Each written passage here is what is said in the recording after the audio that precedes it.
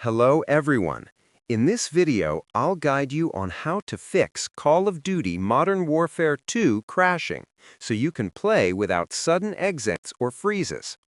First, update your graphics drivers to the latest version because outdated drivers are one of the main reasons for crashes. Next, restart your PC to clear temporary system errors. After that, verify the game files through Steam or Battle.net to repair any corrupted or missing data.